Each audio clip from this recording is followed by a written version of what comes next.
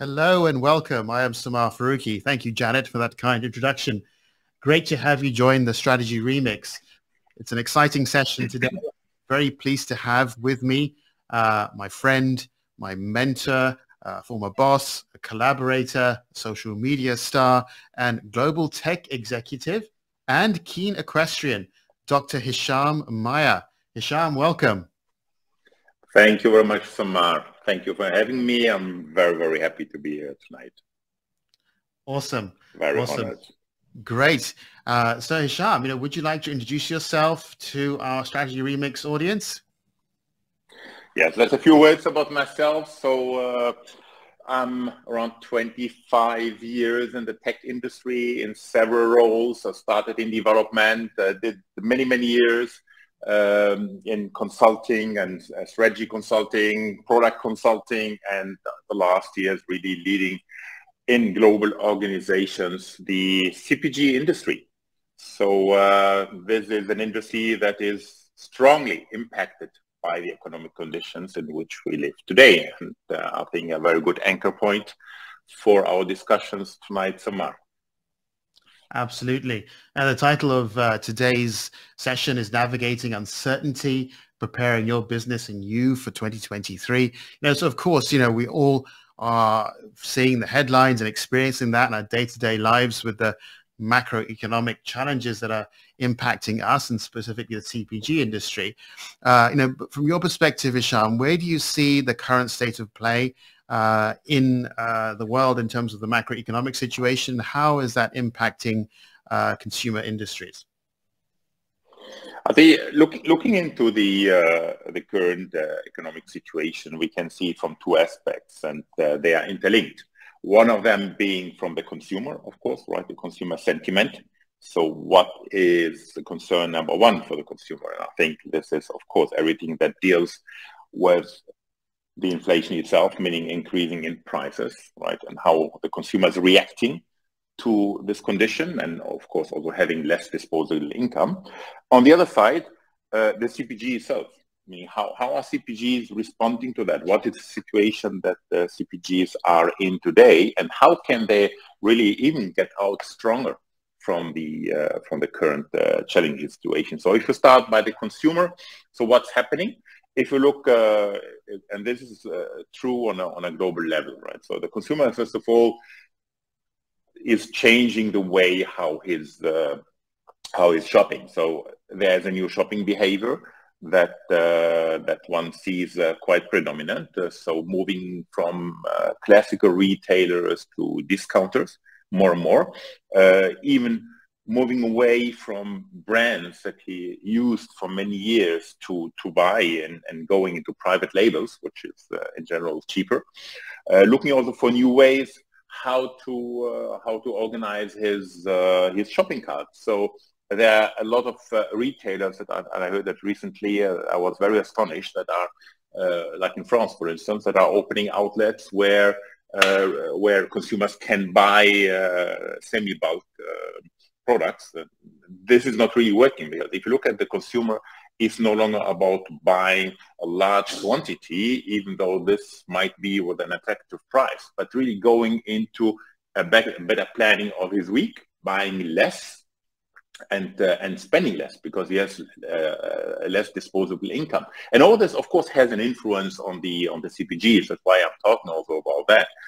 If you look at it from a CPG side, so how are CPGs responding to that situation? Of course, first of all, they need to manage the entire supply chain, the production. They need to manage their supply. So looking at the one side, the upstream, and then the downstream, right? So what is happening on the CPG side? So looking at it from a pricing side, so energy prices are increasing. So of course that has a tremendous impact on the production price. The agricultural prices are going up, right? The commodities are more expensive than ever. And just a very simple look at the price of wheat, for instance, which nearly doubled over last years. I think now somehow stabilized, but nevertheless, it's really expensive. Commodities are expensive.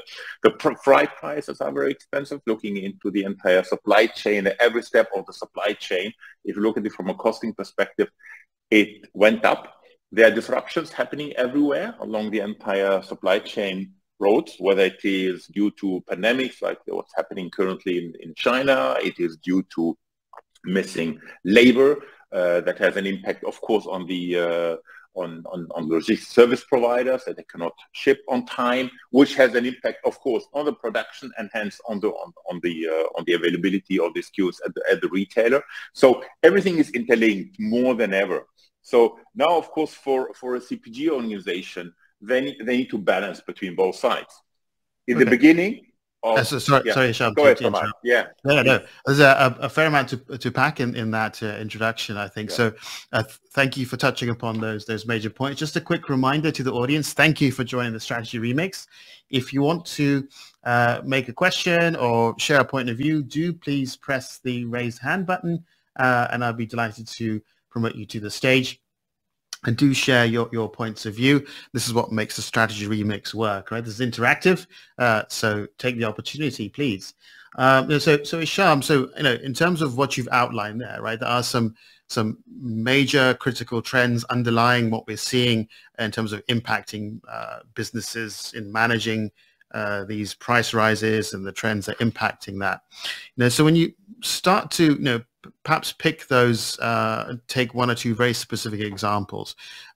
Is there one that you feel is more of a fundamental driver of these changes, or is it a combination of events? Obviously, it's been this year, 2022, has been incredible in terms of what's happened, from war to everything else that's changed the macroeconomic environment. But from what you are seeing from your perspective and the types of organizations you work with, is there one particular factor that stands out for driving these changes?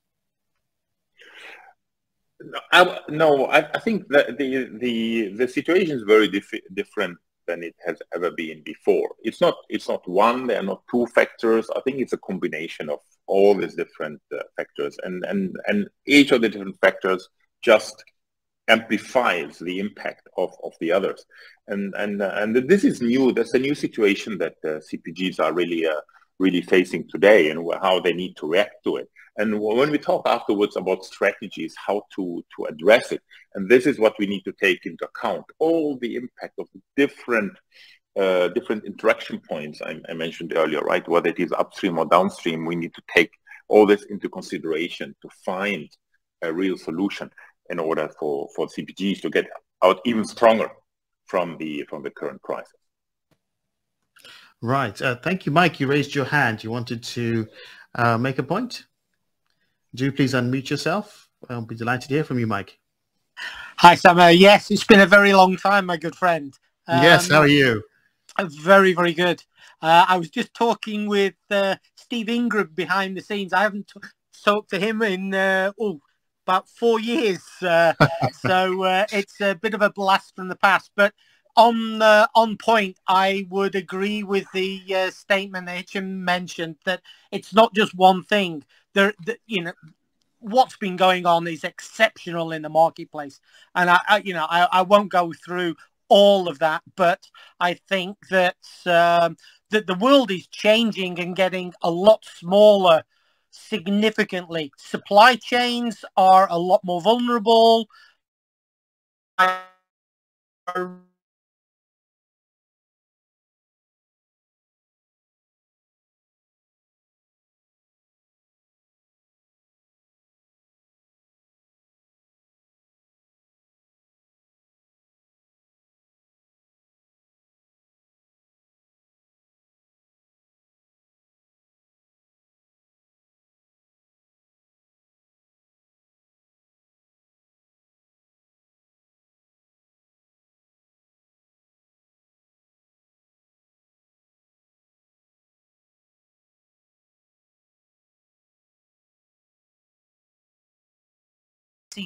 Goes out of full mainstream support. I know there's extensions on that till 2030.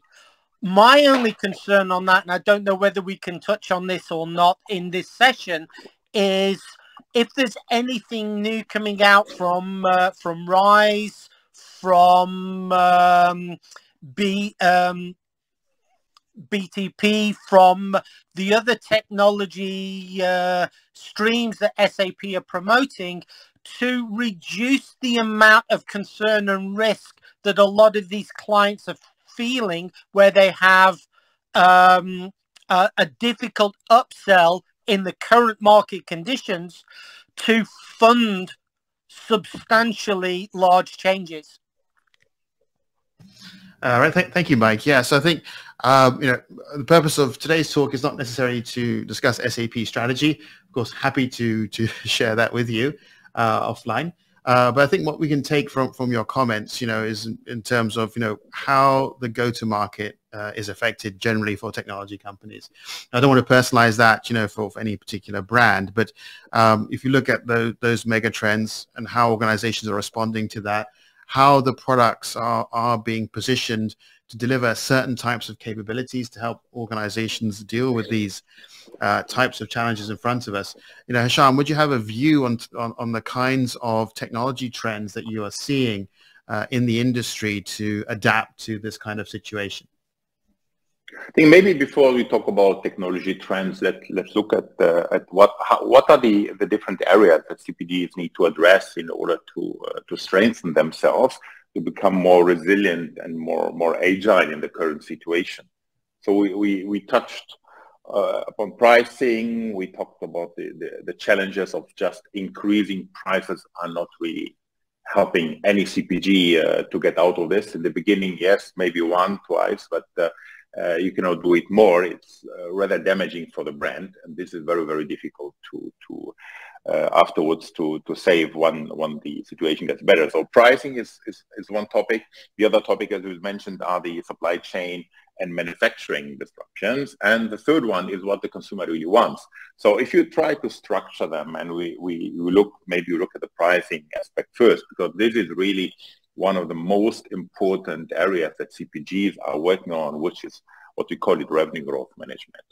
So this is everything that is linked on one side to decide for the right assortment with the right retailer. It's about running promotions and trade investments with the retailers. It is about the pricing itself, the price elasticity. How much can you really go without damaging your brand? And the combination of these three elements, right? These three ingredients, managing them in order to get the right revenue growth management strategy set for CPGs is something that is crucial for the survival. And it's not something that is only valid now. It will be valid in the future. So I'll talk about this in a moment. What my perspective is, how to address it. What do you need in order to get the right approach to revenue growth management?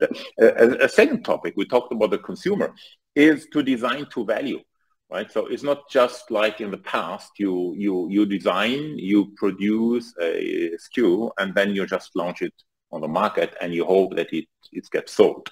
Now it's really about looking into the current portfolio and stripping out everything from a specific product or SKU that is not adding value.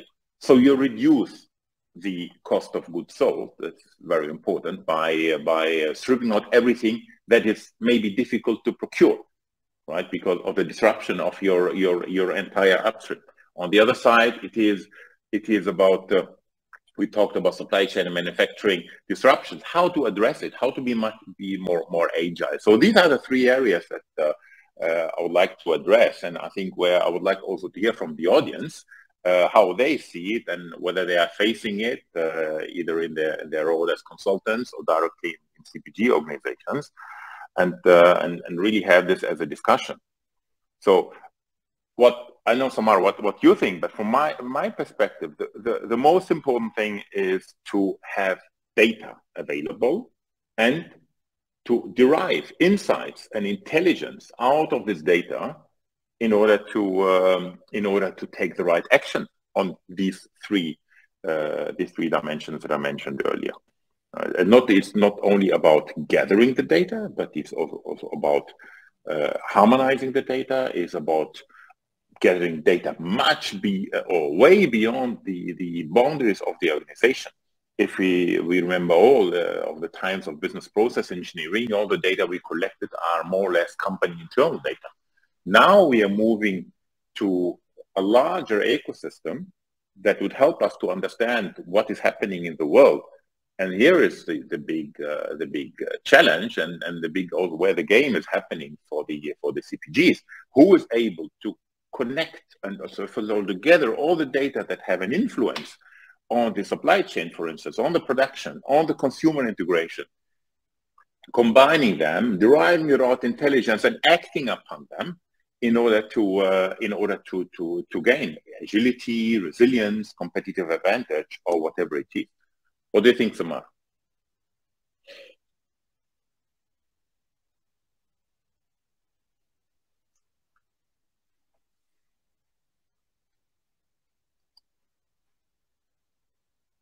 Hello? Samar? Hello, can you hear me? Sorry, I was on mute.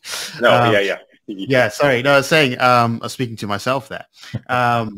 Data is a new oil, right? Absolutely.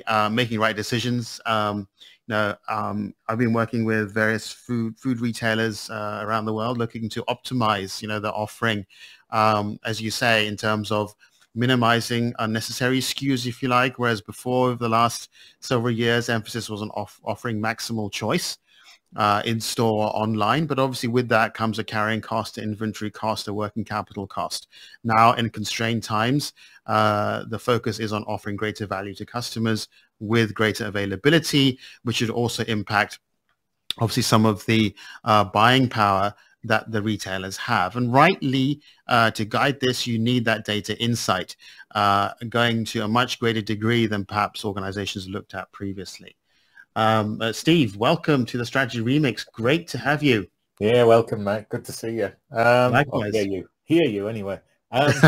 Interesting points, Hisham. Interesting points. I think I was working with somebody, worked actually in Amazon fulfillment, and they had this great phrase that used to be, if you knew, what would you do? And I think you hit the part of one of the key items on your discussion there, just at the end, which is it's the ability to act on the data, and it's the ability to act on the insight. And so as well as being, we need to get the data, we need to understand what it's telling us, then we need to understand what we should do with it and what we could do with it. And then we need to have the procedures, processes, and systems that enable something to be done with it as well. So it's actually quite holistic, that all follows through from having the data. Absolutely, Steve. I agree with you. And as I said, right, the data need to be holistic. So everything that touches the organization need to be collected. It's no longer about historical data and for instance, you look at the consumer, no longer about historical behavior of the consumer. Because that's not really indicative of what the consumer is going to do tomorrow, near future or far future. It's much beyond that. So look at, for instance, if you talk about pricing, I mentioned before how to design promotions, for instance, and how an investment into different trade categories. So you understand which and more or less in real time, which market, which consumer segment, which category, which message to which consumer. Right, and it really needs to be hyper relevant. It's not personalized because we talk about CPGs, and CPGs do not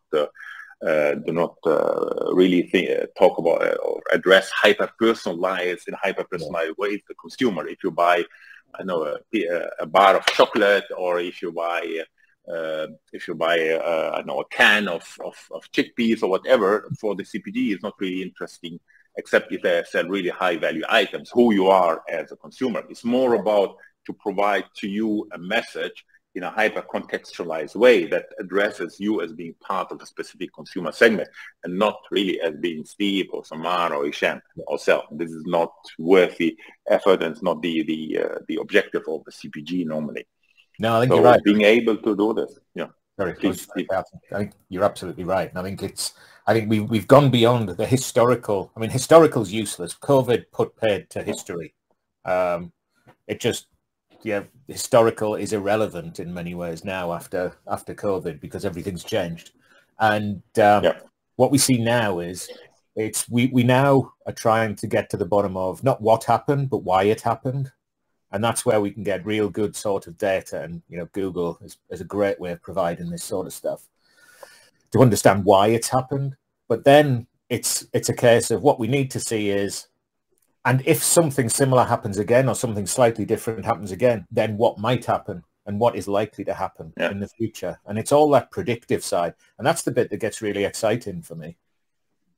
Yeah, I agree with you. Absolutely. So the models that we need to build, right, they need to be in a way predictive and sometimes even prescriptive if it comes to a certain intelligence that we derive out of events, past or real-time events, or any learnings we can gather.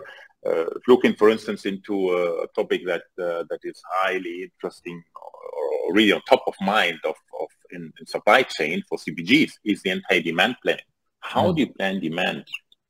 It needs to be consumer driven on one side. Yes, which that was never really the case before, because if you do a demand planning, you normally you look into historical data and then you just use your gut in order to try to reach a high accuracy of your demand planning. That's what normally happens in the supply chain office. But looking into it from a consumer side, you need to understand what are the trends that are happening for the consumer. Where's the consumer? What is the consumer interested in? How is the consumer, for instance, interacting with ads, with creatives, an example maybe on YouTube or other platforms of this organization? How is he reacting to this product? How long is he watching a specific ad? How is he interacting with the brand on the brand.com website? How is he buying on e-commerce? Getting data from the retailer on the other side. So getting all this consumer side to be very clear as part of a demand planning, that helps a lot to improve the demand planning accuracy. Mm-hmm. And how do you then drive demand? How can the CPG then drive demand? Because we're now in a world where actually, because of understanding how long people dwell on ads, how long people dwell on it, you know, how they can actually influence the way that some of the behavior goes. You know, if we go back, perish the thought, to the likes of the Cambridge Analytica and the individual targeting in that area and regionals and all that type of stuff, the power of influencing on a grand scale is also there as well. Absolutely, yeah. And I think, as I said before, so my opinion is not CPGs, except as I said, really high-value items. It's not about hyper-personalization, but hyper-contextualization. Yes. What does it mean?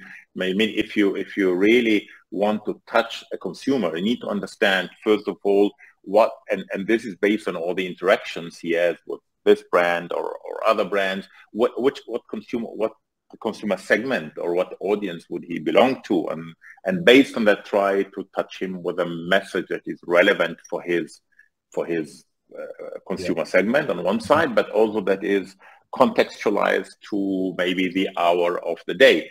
Maybe it's contextualized to what he might be doing at the time, or the location where he is, or the demographics where he belongs to.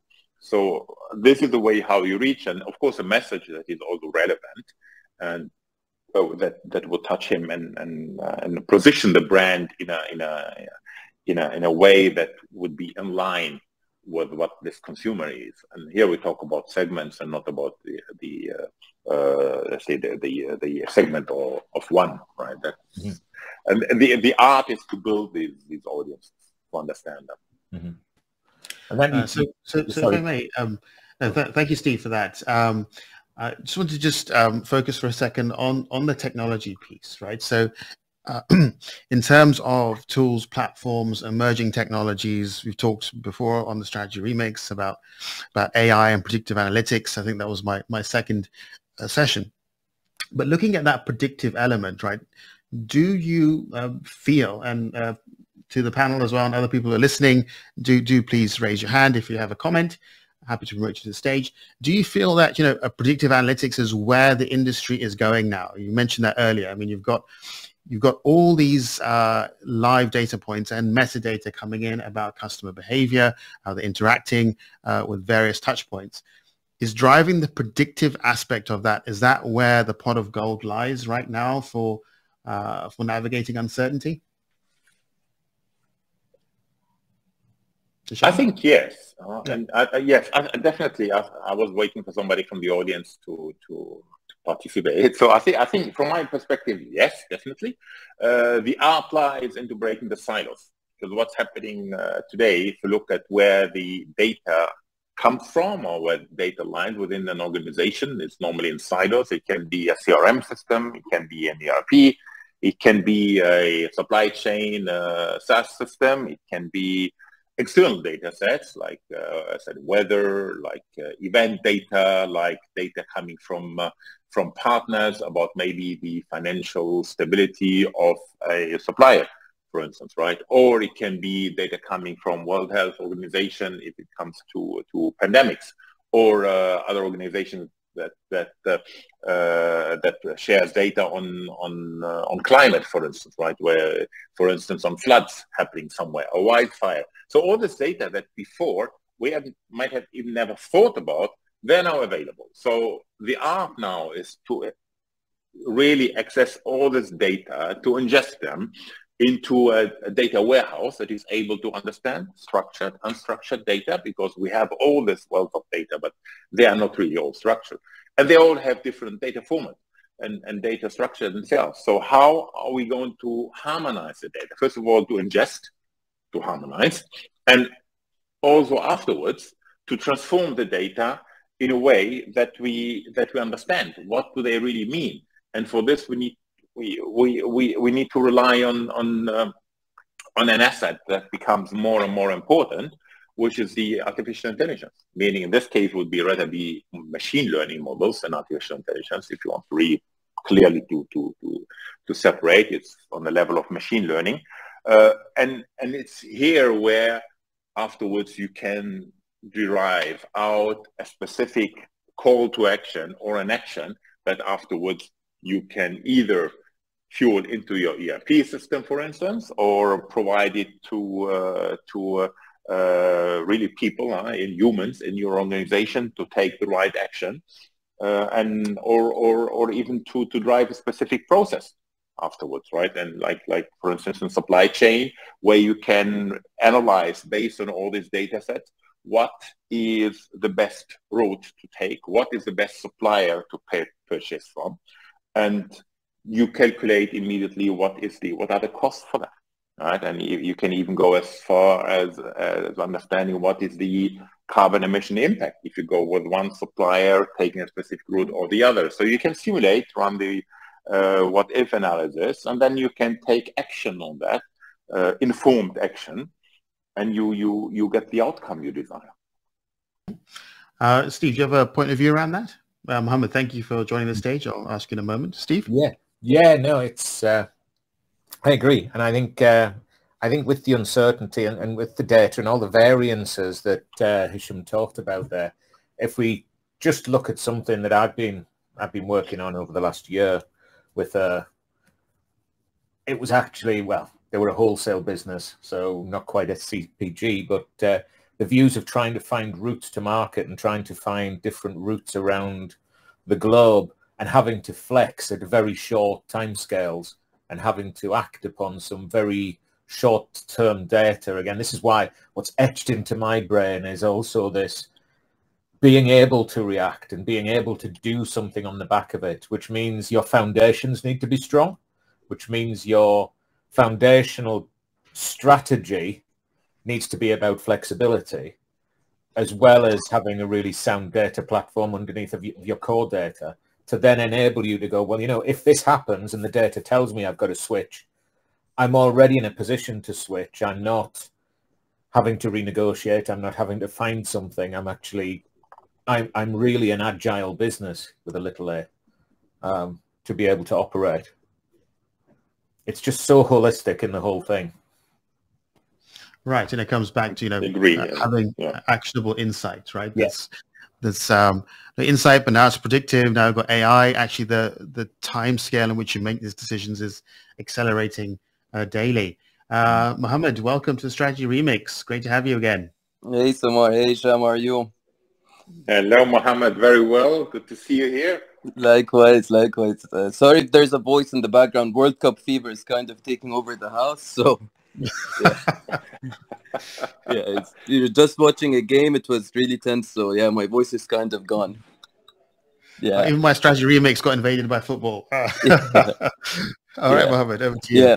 So yeah, like something that Hisham brought up, which I think is also very important, is price elasticity. Because as I studied economics, and like when you do economics, they teach you that price elasticity is based on basically how much you're willing, like how much the change in price will affect your demand behavior. And usually they tell you that it's based, when you study economics, the books tell you that it's based on whether you can give it out or not, whether you can replace it or not. But like recently, and I think Samar, you shared, I'm pretty sure you shared the video and you talked about it regarding price elasticities, that now brand loyalty plays a big part in price elasticity and how much customers, how much brands are able to retain customers. So that brings like an important factor, like the 360 view of the whole customer and predicting purchasing patterns and what he will buy and how often he buys. So so that is why like now like brands have to ensure that the customer comes back, that they can retain the customer, they predict his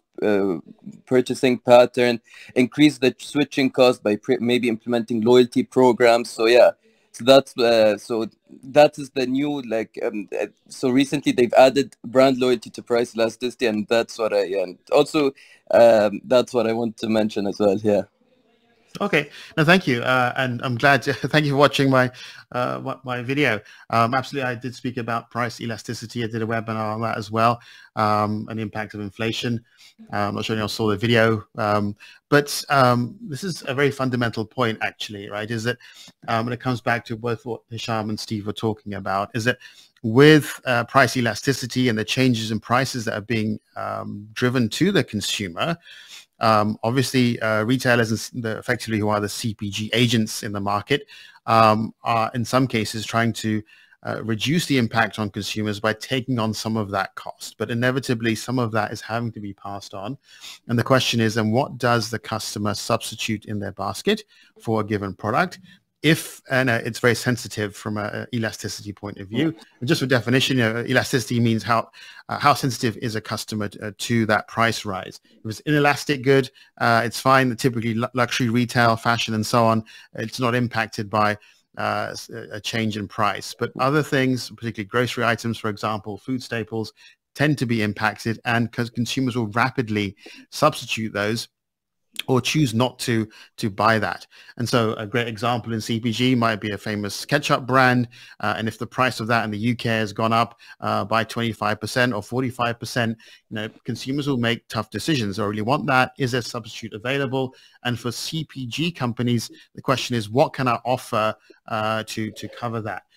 So Hisham, Steve, like your perspective on that, where do you see CPG having to adapt to this kind of insight and flexibility in pricing to the consumer? I think. Sorry, Steve, go ahead, please. Please. I was just going to say it actually almost depends upon which product it is and which part of the market it is.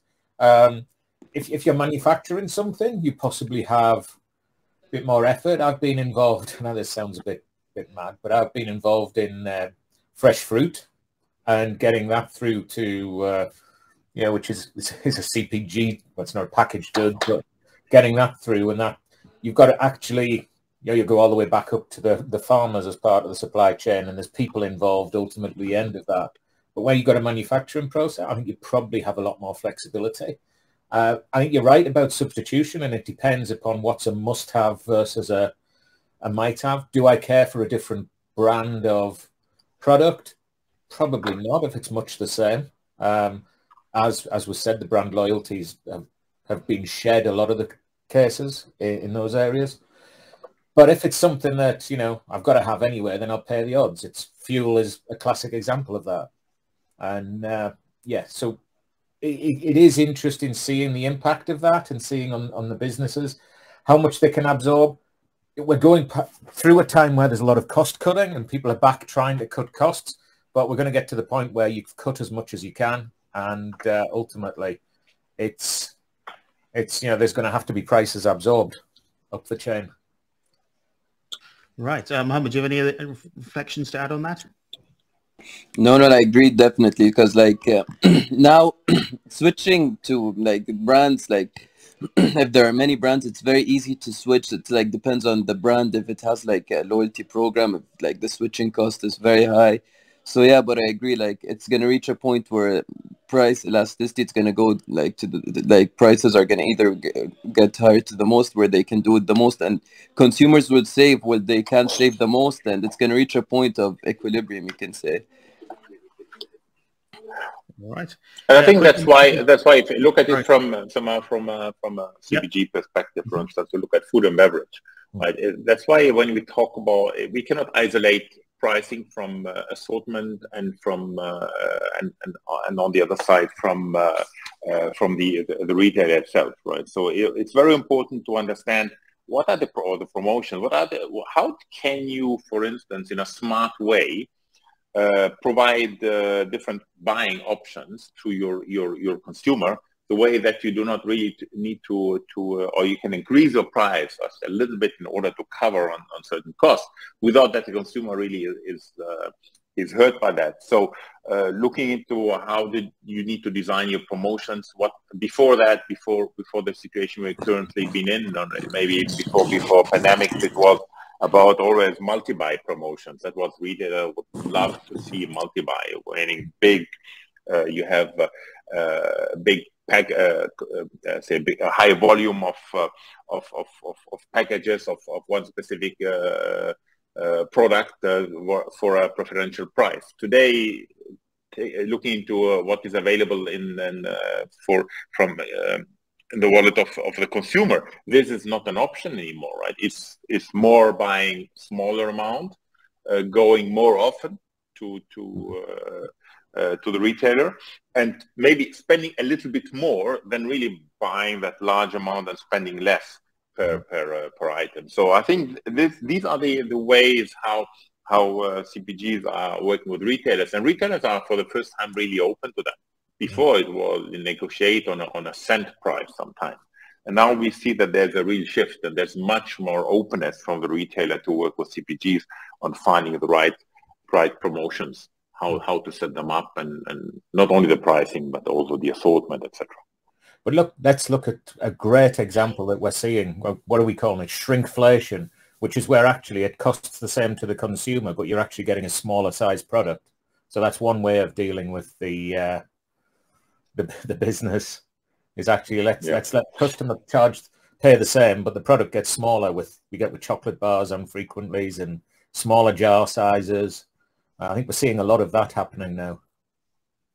Yes, shrinkflation, one of my bugbears. Here in the UAE, certain products. So my children like exactly. I've seen that. Hang on a minute. Buying that last month, and this month it's half the size, and it's cost 10% more. But there's no obvious flagging of that. In fact, sometimes it's in the same packaging, but it's padded. That's for consumers. Okay, I'd rather appreciate some transparency or honesty with that offer, instead of pretending it's exactly the same. It's not. I think we've all seen that. A quick reminder to the audience, thank you for joining the Strategy Remix. Please use the raise hand button if you'd like to join and share your point of view or ask a question. See quite a few familiar faces. Do please raise your hand. Great to have you with us. So guys, in the kind of last 15 minutes or so, one other area I wanted to touch upon, and we've talked about the strategy, the trends, some of the major priorities, some of the solutions and technologies. One other aspect in terms of navigating uncertainty for 2023 is skills. And as industry leaders, where do you feel organizations and individuals should be looking to upskill themselves in the coming year? Which areas of technology or focus would you see you'd be looking for, either for yourself or in your teams, to help navigate this uncertainty? Steve? Go on, Hisham. You first. No, go please. Okay, go on. I was being generous. Where do I stay? I say twofold. I think there are certain technology skills that we have allowed to get short in the market.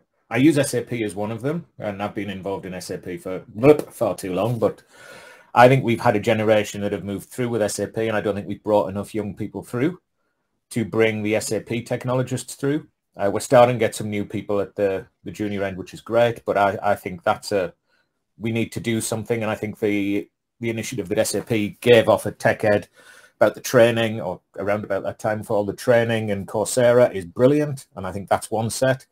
I think we've got technical skills, and people will always get the cool technical skills. They'll always grow through. I think we've missed out on a lot of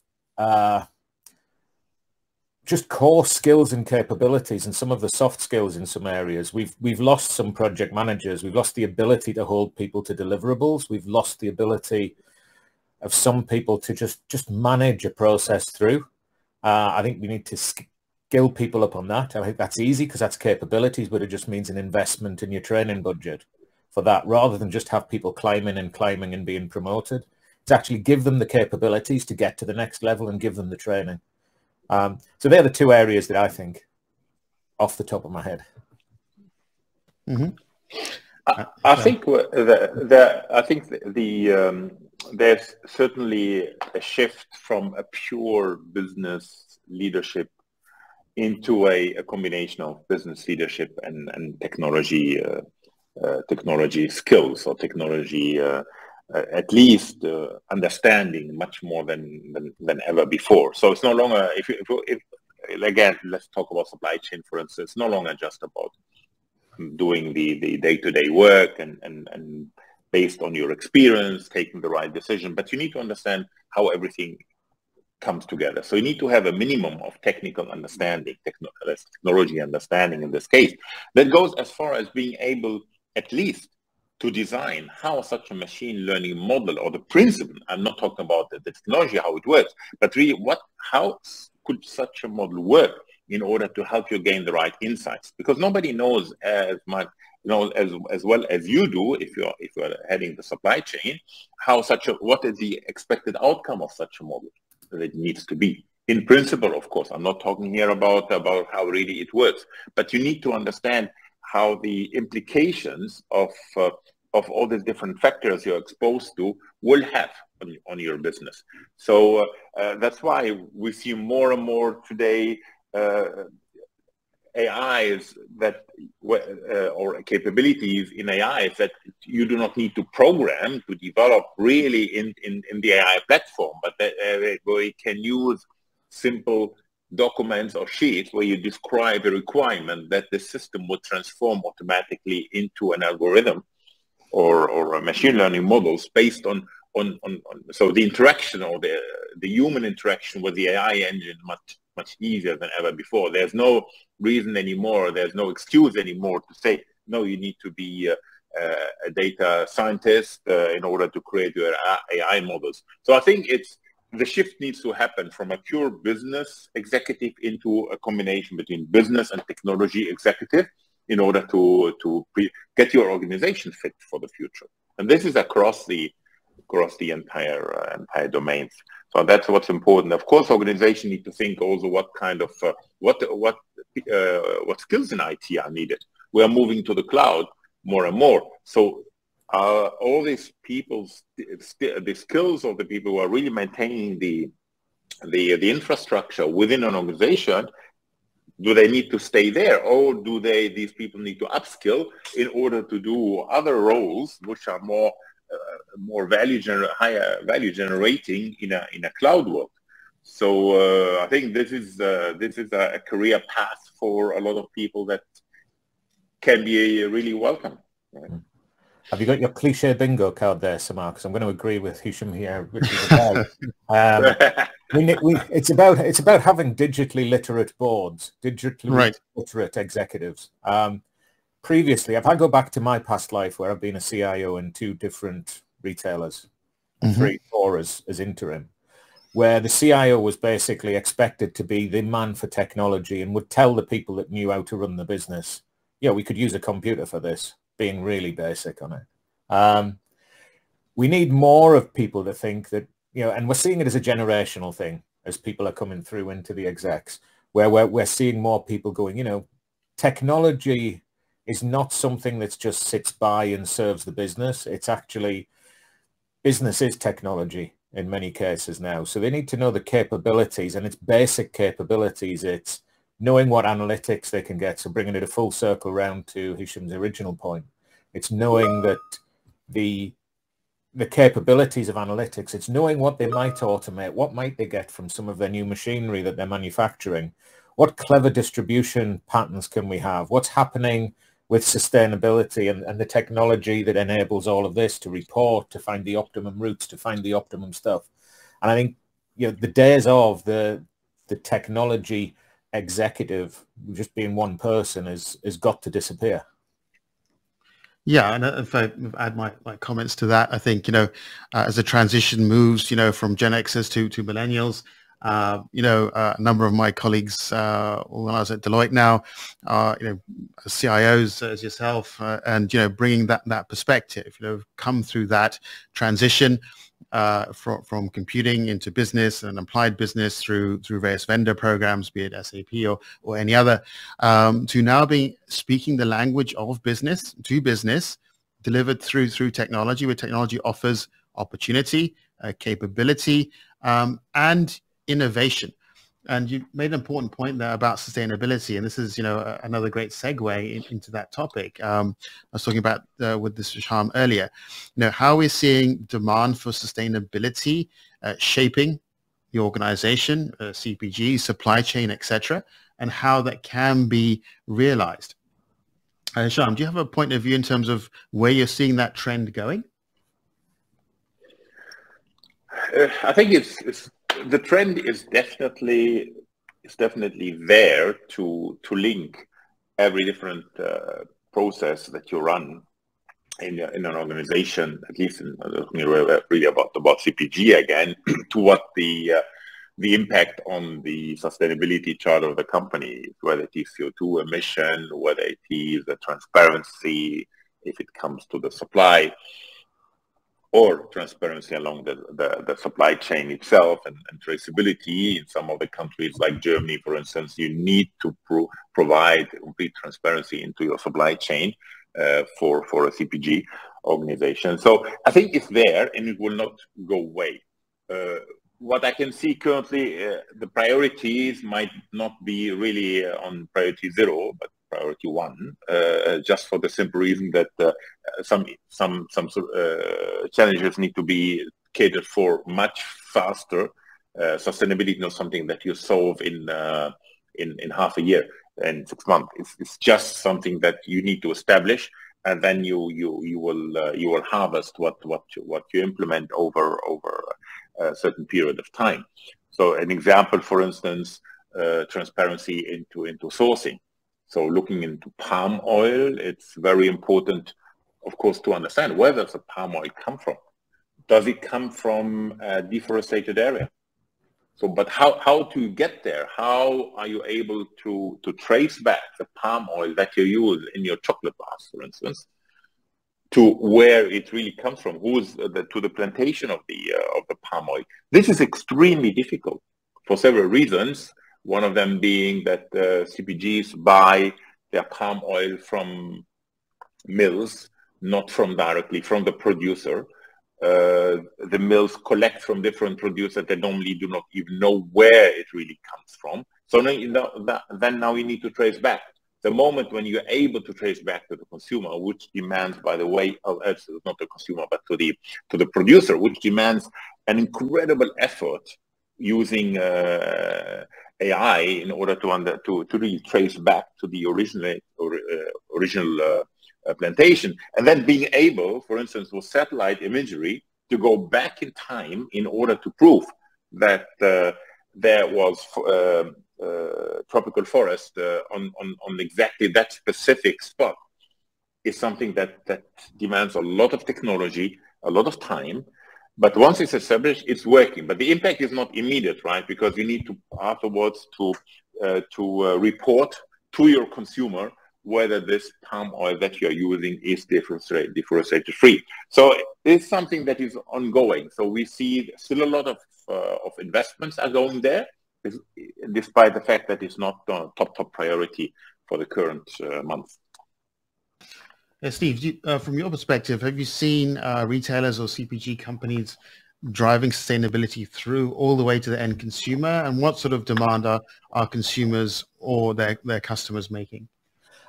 I've seen consumers liking a choice when, and it tends to be, say, last mile deliveries is what I've seen. And that's more where people are given the option of how do you want to receive your final product from your retailer, and you get an option of, it used to be you can have it 1 day, you can have it 2 days. Now they're saying, well, do you want it in 2 days and it's more environmentally friendly? It's got a smaller footprint.